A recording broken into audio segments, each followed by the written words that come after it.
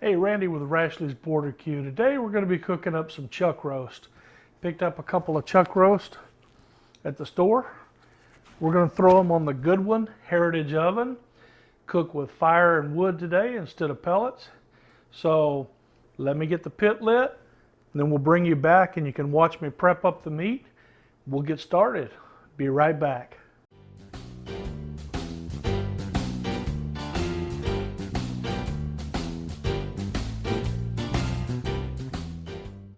Today we're going to be using a couple of rubs made by Lou Castro down in Brownsville, Texas, only about 60 miles away from me. We're going to use a little bit of each. 214 made primarily for beef, 956 an all-purpose rub, but I like the flavors of both, so we're going to put a little bit of both seasonings on these chuck roasts and get them outside on the grill. The 956 is a finer grind. I think I'll put it on second. We'll put the 214 on, salt, pepper, garlic, and some other secret spices. It's a more coarse grind. We'll put it on first. Then we're going to hit it with a 956. 956 has a touch of sweet to it. Probably has a little sugar in it there somewhere. Turbinado or something. And got some savory flavors also.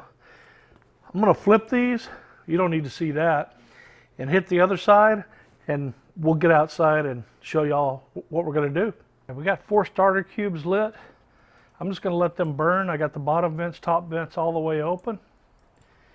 And I've got the, well now I have the door vent all the way open, or the vent between the fire chamber and the cooking chamber all the way open. Let it get a good airflow, get started.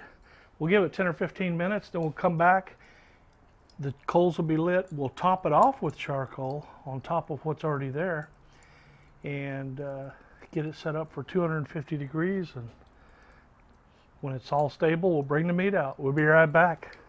Got a good coal bed started. I'm going to go ahead and throw some mesquite chunks in there down close to the hot coals so they can get lit early. If I put them on top of the extra coals I'm going to add, it's going to take them a while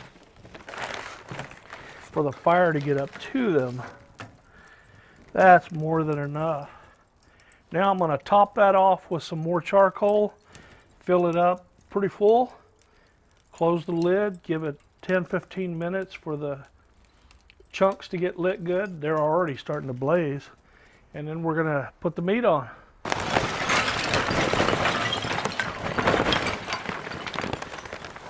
I'm going to leave the lid open just a little bit, let it kind of get started, then I'll shut the lid and we'll start getting the temperature set.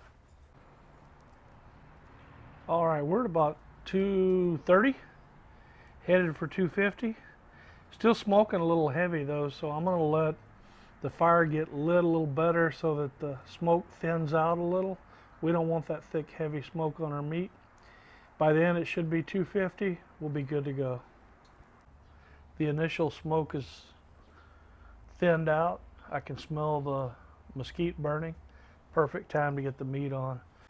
The Heritage Oven has 3 shelves in here. We're going to go ahead and cook on the middle shelf.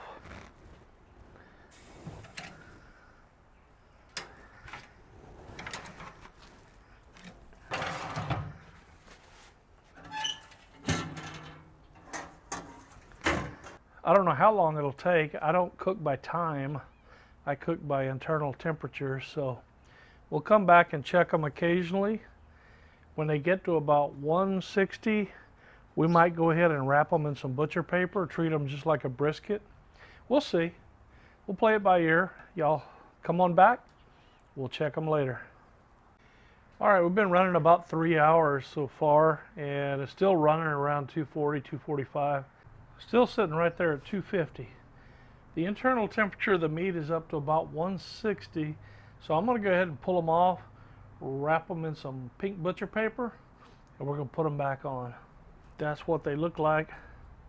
Let's get them wrapped.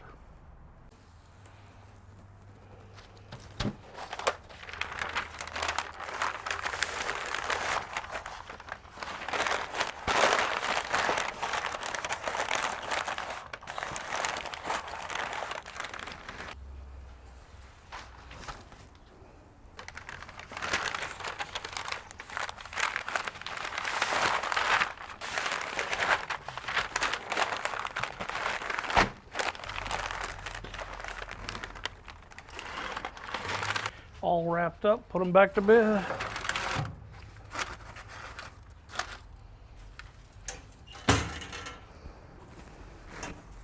It's been about 5 hours since we lit it. Still got a lot of coal left. Yeah, we lit it around 1 o'clock. We got everything started. It's been going about 5 hours, and we have at least 2 to 3 hours left there, so it's going to go about 8 hours on that load. It's been about 9 hours. I had to add charcoal one time about an hour ago.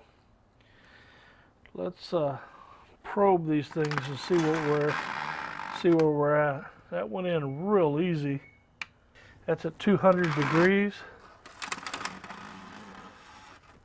That one didn't feel as soft.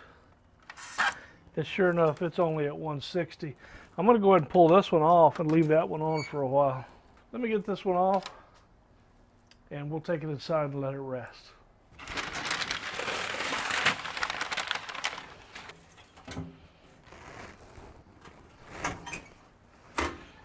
We already ate supper. It's late, so I'm just going to put it in this foil, wrap it up, then wrap it with a towel.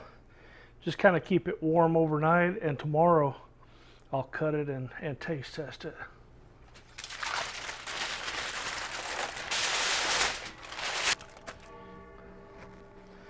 I'm going to have to pull that one off later tonight, but I'm probably not going to film that. When it hits about 200 degrees. Thanks for hanging with me. We'll see y'all tomorrow. Good morning, everybody. A lot of things happened last night. As you recall, we pulled this larger roast off of the cooker at about 200, 205 degrees at 10:30 last night. We were going to leave the smaller one on until it came up to temperature. It was actually running about 60 degrees, 40 to 60 degrees behind the other roast. So I left it on until well after midnight, and it had still only come up to 175 degrees and was still very tough. Having already been on over 12 hours, I knew that leaving it on the smoker wasn't gonna help much. It's just gonna dry it out as long as it had been on. So trying to decide what to do from there, and I thought, well, what if we put it in the pressure cooker with almost no water so we don't ruin the smoke flavor in the bark? So I put it in my pressure cooker. It's a Power Pressure Cooker XL with only a cup of water in the bottom, which didn't even reach the roast. And I let it go for 1 hour in the pressure cooker. Got up this morning, pulled the roast out, and it feels really tender. So the smaller one is the one that was in the pressure cooker. The larger one is the one that cooked out on the smoker. Having said all that, let's cut them, test them, and see how we like them.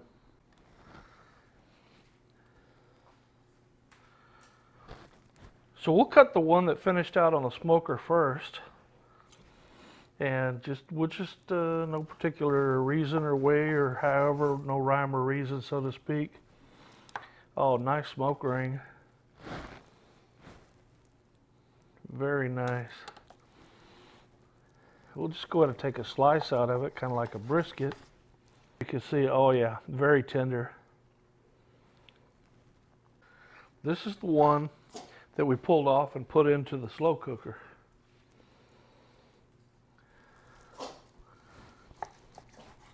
Not the slow cooker, the pressure cooker.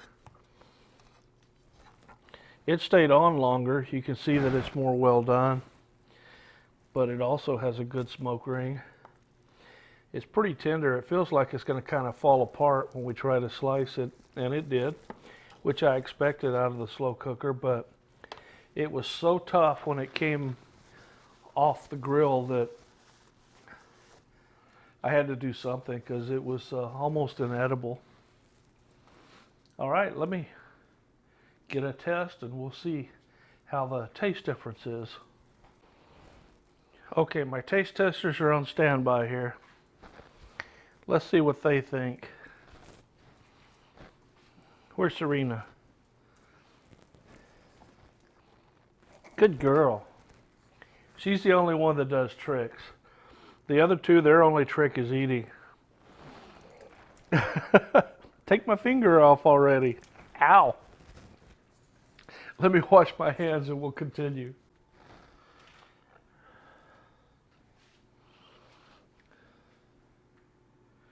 This is a piece of the chuck roast that stayed on the smoker, finished off at 200, 205 degrees. Didn't have to do anything different with it. It was nice and tender. It probed very tender. You can see it just pulls right apart. Let's see what it's like.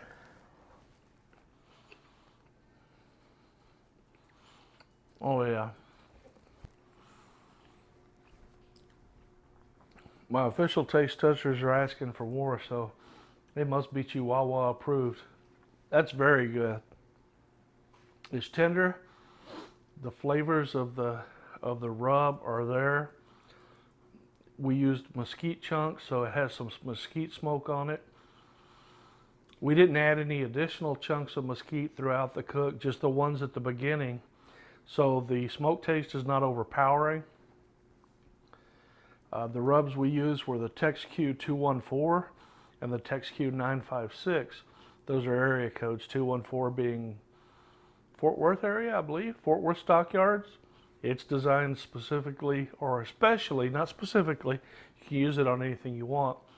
Salt, pepper, garlic, and some other seasonings. It goes really good on beef. The 956 is more of an all-purpose rub. He recommends it for chicken, fish, beef, poultry. And tasting the rub by itself before you cook, it has a little sweet, a little savory, not a lot of heat. Really good rub. You don't taste a sweet on the finished product though. The sugar doesn't come through, or the sweet, whatever it is in the rub, doesn't come through as sweet on the meat. That sweet flavor cooks out, but man, it's a good rub. This is really, really good. Let's move on to the piece that we had to put into the pressure cooker. Now keep in mind, this was practically inedible last night when it came off the smoker. But here we are this morning. Oh, taste tester's got another little piece. It's got a nice smoke ring on it. Yes, it pulls apart too now. Last night you couldn't do that.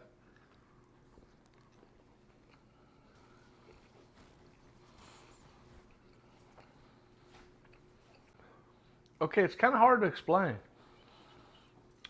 We didn't lose any of the flavors of the rub. All of that flavor is still there. It feels more tender than the one that finished on the smoker, like it should.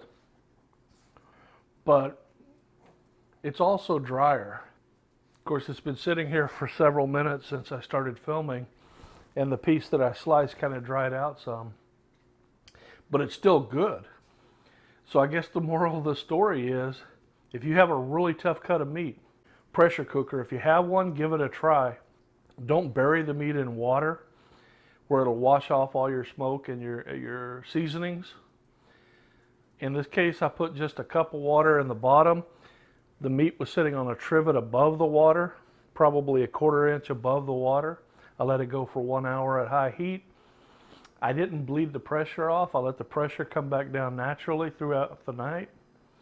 And when I pulled it out this morning, nice and tender. Had I not done that, I don't know if we could have eaten it. We could have eaten it. We'd have chopped it and simmered it in barbecue sauce or something to get it tender, but this way we have the original smoke flavor of the meat. Very nice. So there you go, guys. Chuck roast on the Goodwin Heritage Oven, using TXQ 214 and 956 rubs. Both of them on the meat. Very good. Lou Castro, you did an awesome job on these rubs. I highly recommend them. TXQ 214 and 956. Good rubs. All right, guys, y'all have a wonderful day. I hope you enjoyed this video. If you did, like, subscribe. I ask one favor, share it with your friends. Tell me what you think about pressure cooking meat after smoking it, if it's just too tough to really serve to your guests. We'll catch y'all later on down the road on Rashley's Border Q. Adios.